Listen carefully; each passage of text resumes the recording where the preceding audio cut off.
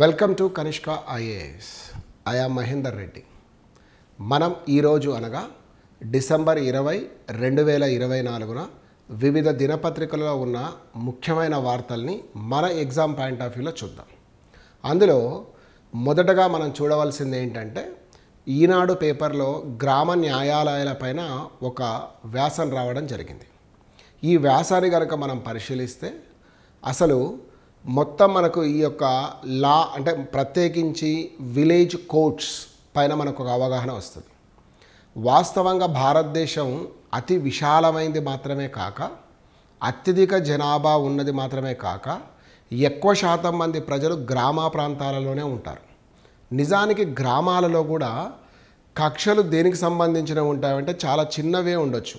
భూ తగాదాలు కావచ్చు, వ్యక్తిగత తగాదాలు కావచ్చు, చిన్నపాటి దొంగతనాలు వంటివి కావచ్చు. వీటి కోసం కోర్టులకు వెళ్ళి, ముఖ్యంగా అవి పట్టణాలలో ఉంటాయి కాబట్టి వ్యయ ప్రయాసనాలకు లోనై ఎంతో డబ్బును వెచ్చించి ఆర్థికంగా నష్టపోవడమే కాక మానసికంగా కూడా కొందరు, ఆరోగ్యపరంగా కూడా కొందరు క్షీణిస్తున్నారు.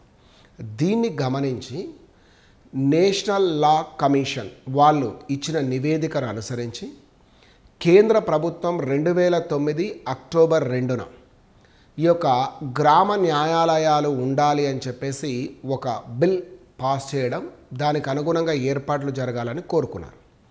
అయితే మొత్తం భారతదేశంలో ఇనీషియల్ స్టేజ్లో ఒక 5,000 గ్రామ న్యాయాలయాలు ఉండాలని కోరుకుంటే అందులో 488 శాంక్షన్ అయి 313 మాత్రమే నేటి వరకు మనం ఏర్పాటు చేయబడ్డాయి అని చెప్పుకోవచ్చు. సో అవుట్ ఆఫ్ 488 ఓన్లీ 313 మాత్రమే యాక్చువల్గా వాళ్ళ ప్లాన్ ఏంటంటే ఇనీషియల్గానే 5,000 వరకు ఏర్పాటు చేయాలని అనుకున్నప్పటికి కూడా మరి ఇందులో కూడా చూస్తే కొన్ని రాష్ట్రాలు వాళ్ళ యొక్క మైలేజ్ కంప్లీట్గా చేరాయి.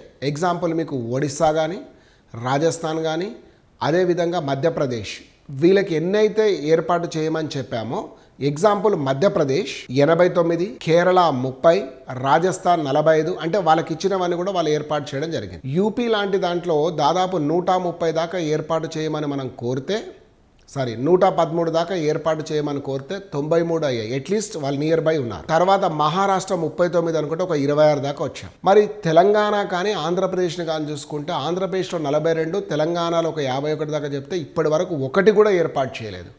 వీరికి తగినంత డబ్బును కూడా కేంద్ర ప్రభుత్వం చెల్లించి ఉన్నప్పటికీ ఏర్పాటు కోసం, ఎందుకంటే ఆ బాధ్యతను కేంద్ర ప్రభుత్వమే తీసుకున్నది కాబట్టి, అయినప్పటికీ కూడా అది ఏర్పాటు మాత్రం సాధ్యం కాలేదు అనేది మనం చూసాం. దీనికి కారణం పాలకులలో కొంత నిరాశ ఉండే అవకాశం వల్ల కావచ్చు, లేదా దానికి సంబంధించిన ఇన్స్టిట్యూషనల్ డెవలప్మెంట్స్ అనేది సరిగ్గా జరగకపోవడం అన్నది తెలుస్తుంది. కానీ దీనివల్ల ప్రజలు చాలా నష్టపోతున్నారు అన్నది మనకు తెలుసు. ఈ రిపోర్ట్నంతా కూడా కేంద్ర న్యాయశాఖ మంత్రి అర్జున్ మేఘ్వాల్ గారు ఇచ్చిన రిపోర్టు ప్రకారం మనం ఈ యొక్క చర్చ అనేది చేయడం జరిగింది. అసలు దేశంలో కూడా ఇప్పటి వరకు దాదాపు ఒక 5 కోట్ల కేసులు అనేవి పెండింగ్ ఉన్నాయి. 2012-13లో చూస్తే 2022-23 వరకు వచ్చే వరకు దాదాపు 55% కేసులు కోర్టులో పెండింగ్ పడుతున్నాయంటే, క్రమంగా న్యాయ వ్యవస్థ పట్ల అవగాహన పెరిగిన వాళ్ళందరూ కూడా కోర్టుల వైపు వెళ్ళడం అనేది జరుగుతుంది. సో దీంతో క్రమంగా ఈ యొక్క సిచ్యువేషన్స్ డెవలప్ అయ్యే కొద్దీ ప్రజలకు ఇబ్బందులు ఏర్పడతాయి. కాబట్టి దానికి సంబంధించిన గ్రామ న్యాయాలయాల ఏర్పాటు చేయడం వల్ల మనం బెనిఫిట్ అవుతామని క్లియర్గా చెప్పుకోవచ్చు. సో ఒక రీజనల్ న్యూస్కి వచ్చే వరకు మనం ఈరోజు చూసిన దాంట్లో యునెస్కోకు సంబంధించిన ఒక వార్త చూసాం. తెలంగాణ పర్యాటక శాఖ మంత్రిగా ఉన్న జూపల్లి కృష్ణారావు గారు చెప్తూ, యునెస్కో యొక్క జాబితాలోకి వచ్చే వరకు ఇప్పటి వరకు ఒక 5 మనం ప్రపోజల్స్లో పెట్టామని, అందులో మనం గోలకొండ కోట, కుతుబ్షాహీల సమాధులు కానీ, పచ్చల సోమేశ్వర ఆలయం కానీ, అదేవిధంగా చార్మినార్, దాంతోపాటు నారాయణపేట జిల్లాలోని కృష్ణా మండలం దగ్గర ఉన్న మాములాల అనే గ్రామంలో ఉన్న నిలువురాళ్ళు, అంటే ఈ 5 అనేటివి మన యునెస్కో జాబితాలకు వచ్చాయని చెప్పుకోవచ్చు. తర్వాత ఇటీవల కాలంలో మనం చాలా విషయాలకు ఆర్టిఫిషియల్ ఇంటెలిజెన్స్ అనే పదాన్ని తరచుగా వాడుతున్నాం.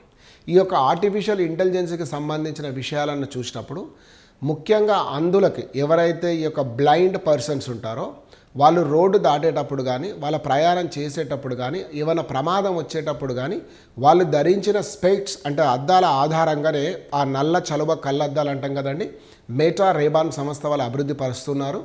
ఆల్రెడీ యూరప్ అమెరికాలో పరిమిత స్థాయిలో వచ్చాయి, ముందే ఇండికేషన్ ఇస్తూ ఉంటుంది అన్నట్టు. అంటే ఈ రోజున టెక్నాలజీలో మనం ఎగ్జాంపుల్ ఏదైనా లారీ ఎదురుగా వస్తుంది అనుకోండి, మీకు లారీ ఎదురుగా వస్తుంది, ఎడమ వైపు మీరు మళ్ళొచ్చు అనే ఒక సంకేతాన్ని, ఒక మెసేజ్ అనేది వాళ్ళకి అందులోకి ఇవ్వడం వల్ల వాళ్ళు ఈజీగా దీని నుంచి తప్పించుకునే అవకాశం ఒకటి వస్తుంది.